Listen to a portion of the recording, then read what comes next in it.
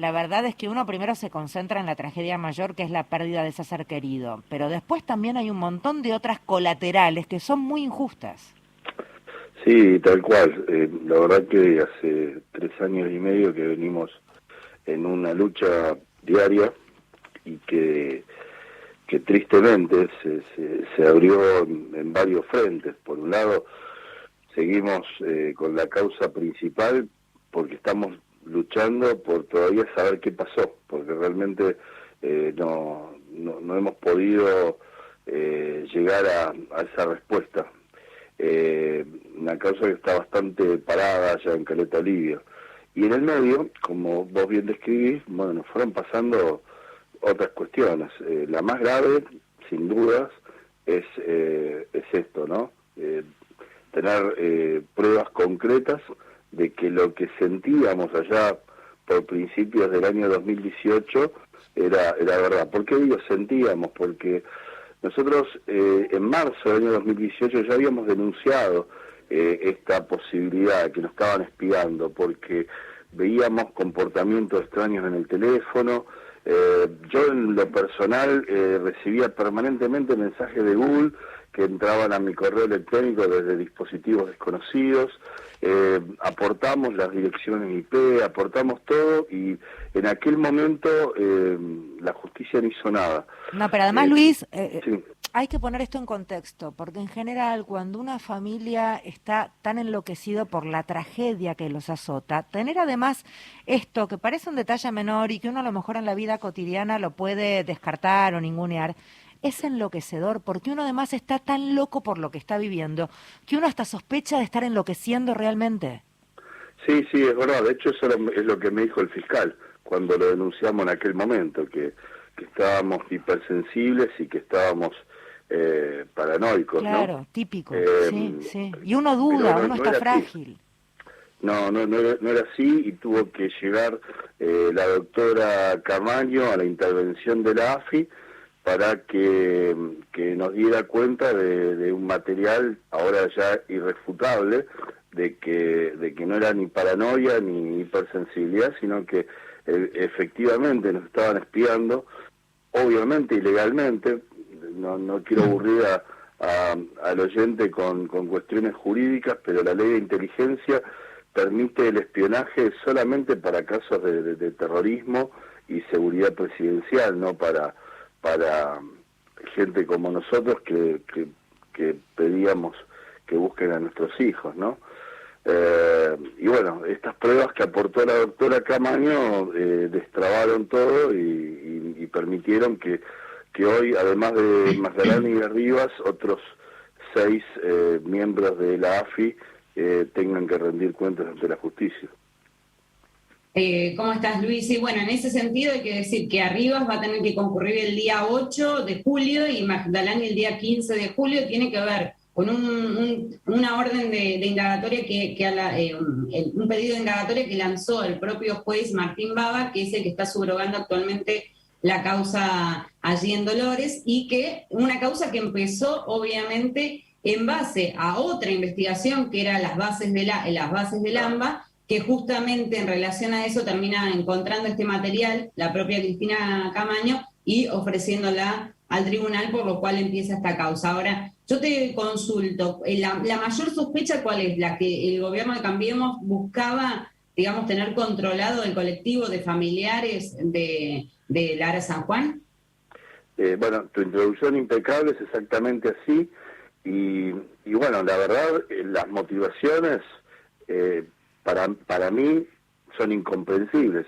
Supongo que deben ser esas, porque entre medio de la prueba hay papers dirigidos directamente al entonces presidente Macri, avisándoles que era lo que nosotros le íbamos a pedir, a reclamar, como quieran que se diga, ¿no?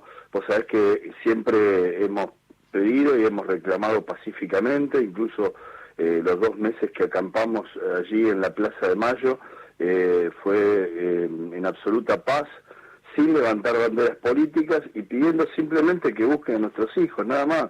Nunca pedimos otra cosa, ni en público ni en privado. Entonces, pensar que tuvieron la necesidad de espiarnos, como te digo, ilegalmente, para mí, desde un punto de vista racional, no le encuentro ninguna explicación, realmente. Es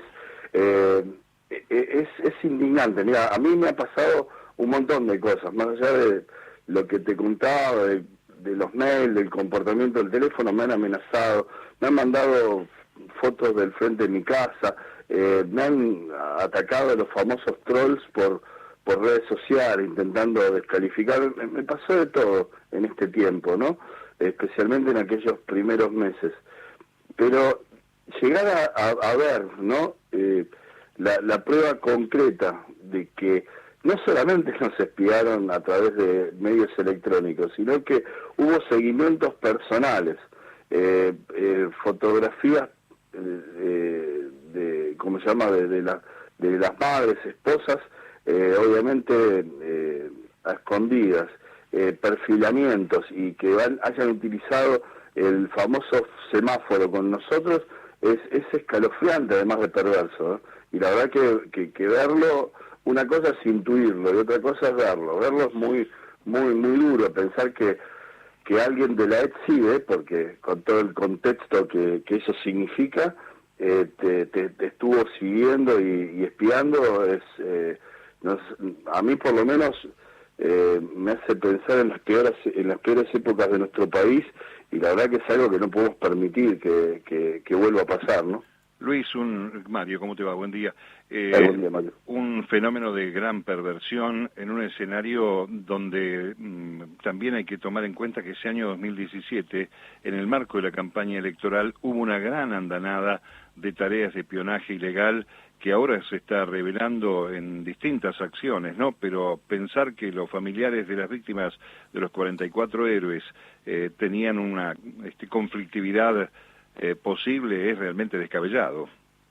Es lo que yo pienso, o sea, es terrible, y por supuesto toda mi solidaridad al resto de los colectivos e individuos que fueron espiados ilegalmente. Te aclaro que yo me encuentro también querellando en la otra causa, la que estaba en el juzgado federal de Lomas de Zamora, y que ahora pasó al juzgado federal número 8 de Comodoro Pi, porque a mí también me espiaban yendo a visitar a defendidos a la cárcel de Seiza, ¿sí?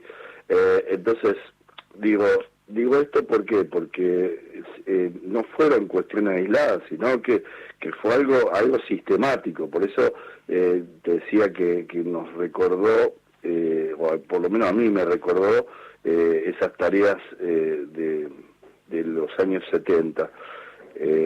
Claro, el modo operativo de la dictadura. Claro, sí. y es incomprensible. En algún caso puede decir, bueno, había una motivación electoral, como vos decís, está bien, pero la verdad que intentar... No, en realidad no en el caso de la San Juan, porque ya habían pasado en el momento ya había pasado, claro.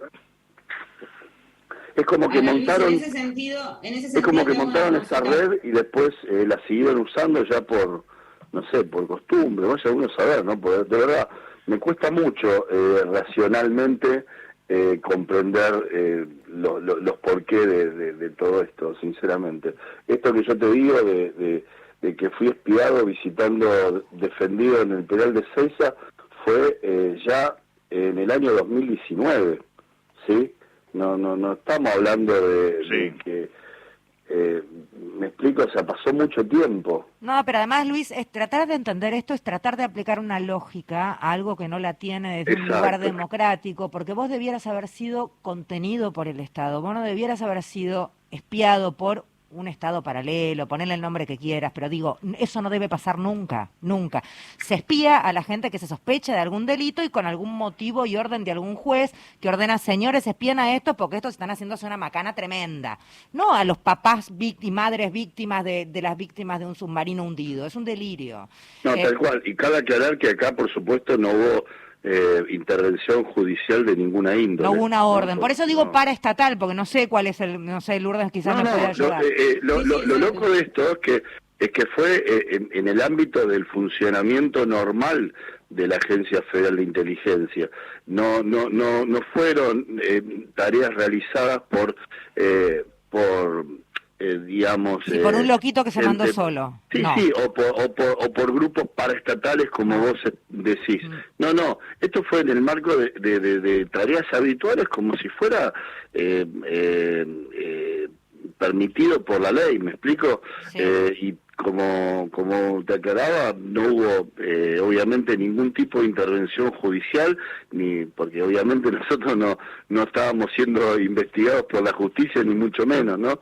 Pero vale aclararlo porque justamente una de las exigencias para que esto ocurra es que haya no solamente una orden, sino un control también judicial. Esto pasa en causas como las que vos explicás, de narcotráfico y demás, en donde no solamente el juez ordena este tipo de tareas, sino que después las controla, porque también tienen que ser de determinada manera, claro, un control de legalidad, porque no se puede permitir que herramientas. Vos pensás que para realizar estas tareas se necesita equipamiento muy costoso y muy complejo, no cualquiera puede intervenir un teléfono, un correo electrónico, escuchar, ver a la distancia. Nosotros en el expediente hemos visto fotografías que se nota que fueron sacadas con teleobjetivos muy importantes, porque se ve, por ejemplo, muy cerca un alambrado donde se nota que se ha utilizado un equipo de esas características, ¿no? Entonces todo esto implica recursos que además pagamos todos los argentinos, ¿no? O sea, y que están asignados a protegernos, por ejemplo, del narcotráfico, del terrorismo internacional. En cambio, lo usaban para investigarlos a no ustedes. solamente, como te digo, a nosotros, sino, por ejemplo, a otras víctimas como las víctimas familiares de las víctimas del hundimiento del buque pesquero Rigel, que se hundió también en aguas del Atlántico allá por junio del año 2018, bueno, colectivos obviamente de organizaciones sociales y demás. Bueno, ya ustedes saben, se habló mucho de todo Luis, eso, ¿no? la última de Lourdes, que me corre el reloj. Sí, tengo entendido que en el expediente hay testimonios que darían cuenta de posibles infiltrados dentro del colectivo de familiares. ¿Esto es así, Luis? Sí, esto lo hemos denunciado también oportunamente y bueno, ahora en este caso nos han escuchado atentamente, hemos aportado la información que teníamos porque nosotros los detectamos, los fotografiamos. ¿Pero y quiénes eran, Luis? Dentro de lo que me puedas contar, digamos, porque también es otro de los vicios, o sea, remite automáticamente a cómo operaba la dictadura, es muy siniestro, muy siniestro. Sí, nosotros acordar Artiz, por ejemplo. Claro, ¿no? bueno, sí. Sí, no sabemos todavía realmente. Nos ha pasado en 2 o 3 casos puntuales, uno mientras los familiares estaban, en aquellos primeros días estábamos en la base naval de Mar del Plata, que se hizo pasar por familiar de una de las familias de un tripulante, y que incluso llegó hasta poder participar en las reuniones que tuvimos con el entonces ministro Aguad y demás, ¿no? Con lo que se denota la connivencia con el gobierno de aquel entonces, porque los recaudos para poder ingresar a esas reuniones eran muy estrictos, ¿no? De verificar que efectivamente éramos familiares directos. Y después un par de casos, mientras acampábamos aquí en la Plaza de Mayo, que fueron muy notorios. Así que esperemos que la justicia pueda llegar.